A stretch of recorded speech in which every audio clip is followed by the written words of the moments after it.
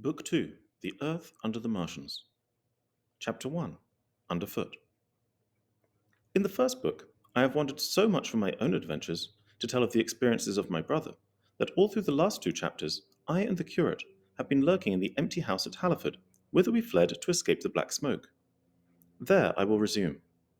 We stopped there all Sunday night, and all the next day, the day of the panic, in a little island of daylight, cut off by the black smoke from the rest of the world. We could do nothing but wait in aching inactivity during those 2 weary days. My mind was occupied by anxiety for my wife. I figured her at Leatherhead, terrified, in danger, mourning me already as a dead man. I paced the rooms and cried aloud when I thought of how I was cut off from her, of all that might happen to her in my absence. My cousin, I knew, was brave enough for any emergency, but he was not the sort of man to realize danger quickly, to rise promptly. What was needed now was not bravery, but circumspection. My only consolation was to believe that the Martians were moving Londonward and away from her. Such vague anxieties keep the mind sensitive and painful. I grew very weary and irritable with the curate's perpetual outbursts. I tired of the sight of his selfish despair. After some ineffectual remonstrance, I kept away from him, staying in a room, evidently a children's schoolroom, containing globes, forms, and copybooks. When he followed me thither, I went to the box room at the top of the house, and in order to be alone with my aching miseries, locked myself in. We were hopelessly hemmed in by the black smoke all that day, and the morning of the next. There were signs of people in the next house on Sunday evening, a face at a window, and moving lights, and later the slamming of a door, but I did not know who these people were, nor what became of them. We saw nothing of them the next day. The black smoke drifted slowly riverward all through Monday morning, creeping nearer and nearer to us, driving at last along the roadway outside the house that hid us.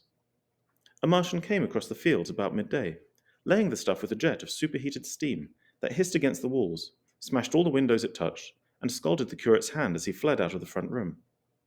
When at last we crept across the sodden rooms and looked out again, the country northward was as though a black snowstorm had passed over it. Looking toward the river, we were astonished to see an unaccountable redness mingling with the black of the scorched meadows. For a time, we did not see how this change affected our position, save that we were relieved of our fear of the black smoke. But later I perceived that we were no longer hemmed in, that now we might get away. As soon as I realized that the way of escape was open, my dream of action returned, but the curate was lethargic, unreasonable. "We are safe here," he repeated. "Safe here." I resolved to leave him. Would that I had. Wiser now for the artilleryman's teaching, I sought out food and drink. I'd found oil and rags for my burns, and I also took a hat and flannel shirt that I found in one of the bedrooms. When it was clear to him that I meant to go alone, had reconciled myself to going alone, he suddenly roused himself to come, and, all being quiet throughout the afternoon, we started about 5 o'clock, as I should judge, along the blackened road to Sunbury. In Sunbury, and at intervals along the road, were dead bodies lying in contorted attitudes, horses as well as men, overturned carts and luggage, all covered thickly with black dust. That pall of cindery powder made me think of what I have read of the destruction of Pompeii. We got to Hampton Court without misadventure, our minds full of strange and unfamiliar appearances, and at Hampton Court our eyes were relieved to find a patch of green that had escaped the suffocating drift. We went through Bushy Park, with its deer going to and fro under the chestnuts, and some men and women hurrying into the distance towards Hampton, and so we came to Twickenham. These were the first people we saw. Away across the road, the woods beyond Ham and Petersham were still afire. Twickenham was uninjured by either heat ray or black smoke, and there were more people about here, though none could give us news. For the most part, they were like ourselves, taking advantage of a lull to shift their quarters. I have an impression that many of the houses here were still occupied by scared inhabitants, too frightened even for flight. Here, too, the evidence of a hasty rout was abundant along the road. I remember most vividly 3 smashed bicycles in a heap, pounded into the road by the wheels of subsequent carts. We crossed Richmond Bridge about 8:30. We hurried across the exposed bridge, of course, but I noticed floating down the stream a number of red masses, some many feet across. I did not know what these were. There was no time for scrutiny, and I put a more horrible interpretation on them than they deserved. Here again, on the Surrey side, were black dust that had once been smoke and dead bodies, a heap near the approach to the station. But we had no glimpse of the Martians, until we were some way towards Barnes. We saw in the blackened distance a group of 3 people running down a side street toward the river, but otherwise it seemed deserted. Up the hill, Richmond town was burning briskly. Outside the town of Richmond, there was no trace of the black smoke. Then suddenly, as we approached Kew, came a number of people running, and the upper works of a Martian fighting machine loomed in sight over the housetops, not 100 yards away from us. We stood aghast at our danger, and had the Martian looked down, we must have immediately have perished. We were so terrified that we dared not go on, but turned aside and hid in a shed in a garden. There the curate crouched, weeping silently, and refusing to stir again. But my fixed idea of reaching Leatherhead would not let me rest, and in the twilight I ventured out again. I went through a shrubbery, and along a passage beside a big house standing in its own grounds, and so emerged upon the road toward Kew. The curate I left in the shed, but he came hurrying after me. That second start was the most foolhardy thing I ever did, for it was manifest that the Martians were about us. No sooner had the curate overtaken me than we saw either the fighting machine we'd seen before or another, far away across the meadows in the direction of Kew Lodge. 4 or 5 little black figures hurried before it across the green-grey of the field, and in a moment it was evident this Martian pursued them. In 3 strides he was among them, and they ran radiating from his feet in all directions. He used no heat ray to destroy them, but picked them up one by one. Apparently, he tossed them into the great metallic carrier which projected behind him, much as a workman's basket hangs over his shoulder. It was the first time I realized that the Martians might have any other purpose than destruction with defeated humanity.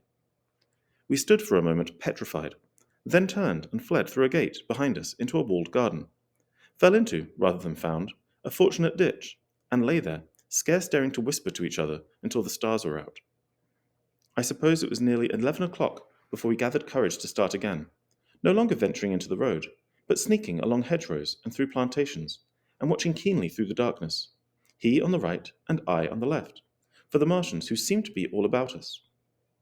In one place we blundered upon a scorched and blackened area, now cooling and ashen, and a number of scattered dead bodies of men, burned horribly about the heads and trunks, but with their legs and boots mostly intact, and of dead horses, 50 feet perhaps, behind a line of 4 ripped guns and smashed gun carriages.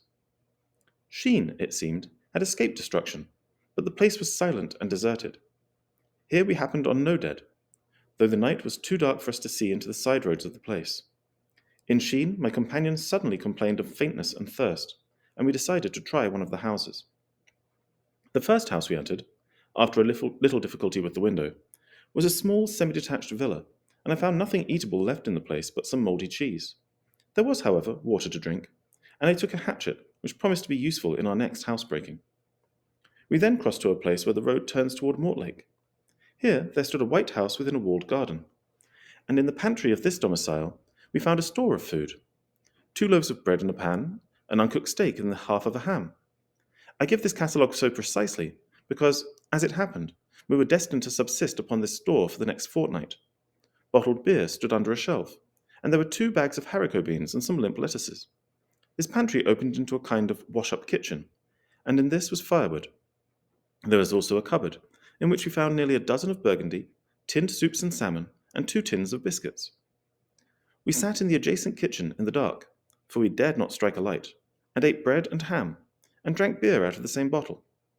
The curate, who was still timorous and restless, was now, oddly enough, for pushing on, and I was urging him to keep up his strength by eating when the thing happened that was to imprison us.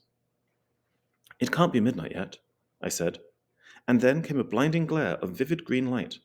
Everything in the kitchen leapt out, clearly visible in green and black, and vanished again, and then followed such a concussion as I have never heard before or since.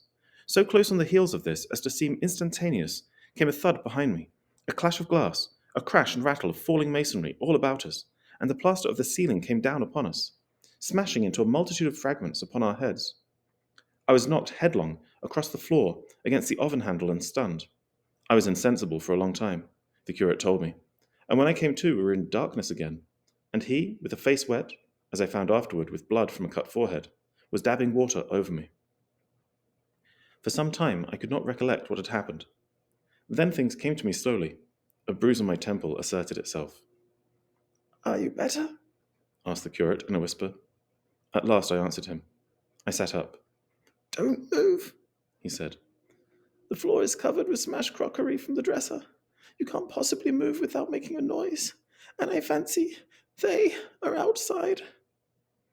We both sat quite silent, so that we could scarcely hear each other breathing. Everything seemed deadly still, but once something near us, some plaster or broken brickwork, slid down with a rumbling sound. Outside, and very near, there was an intermittent, metallic rattle. That? Said the curate, when presently it happened again.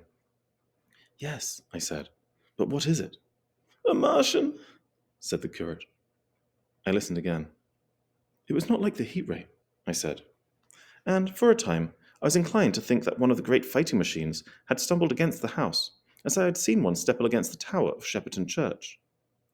Our situation was so strange and incomprehensible that for 3 or 4 hours, until the dawn came, we scarcely moved. And then the light filtered in, not through the window, which remained black, but through a triangular aperture between a beam and a heap of broken bricks in the wall behind us. The interior of the kitchen we now saw, greyly for the first time. The window had been burst in by a mass of garden mould, which flowed over the table upon which we had been sitting, and lay about our feet. Outside, the soil was banked high against the house. At the top of the window frame, we could see an uprooted drainpipe. The floor was littered with smashed hardware. The end of the kitchen toward the house was broken into, and since the daylight shone in there, it was evident the greater part of the house had collapsed. Contrasting vividly with this ruin was the neat dresser, stained in the fashion, pale green, and with a number of copper and tin vessels below it. The wallpaper imitating blue and white tiles, and a couple of coloured supplements, fluttering from the walls above the kitchen range. As the dawn grew clearer, we saw through the gap in the wall the body of a Martian standing sentinel, I suppose, over the still glowing cylinder. At the sight of that, we crawled as circumspectly as possible out of the twilight of the kitchen into the darkness of the scullery. Abruptly, the right interpretation dawned upon my mind. The 5th cylinder, I whispered. The 5th shot from Mars has struck this house and buried us under the ruins. For a time, the curate was silent. Then he whispered, God have mercy upon us. I heard him presently whimpering to himself. Save for that sound, we lay quite still in the scullery. I, for my part, scarce dared breathe, and sat with my eyes fixed on the faint light of the kitchen door. I could just see the curate's face, a dim oval shape, and his collar and cuffs. Outside there began a metallic hammering, then a violent hooting, and then again, after a quiet interval, a hissing like the hissing of an engine.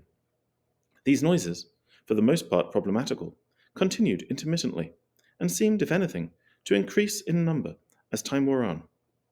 Presently, a measured thudding and a vibration that made everything about us quiver and the vessels in the pantry ring and shift began and continued. Once the light was eclipsed and the ghostly kitchen doorway became absolutely dark, for many hours we must have crouched there, silent and shivering, until our tired attention failed. At last, I found myself awake and very hungry. I'm inclined to believe that we must have spent the greater portion of a day before that awakening. My hunger was at a stride so insistent that it moved me to action. I told the curate I was going to seek food, and felt my way toward the pantry. He made me no answer, but so soon as I began eating, the faint noise I made stirred him up, and I heard him crawling after me.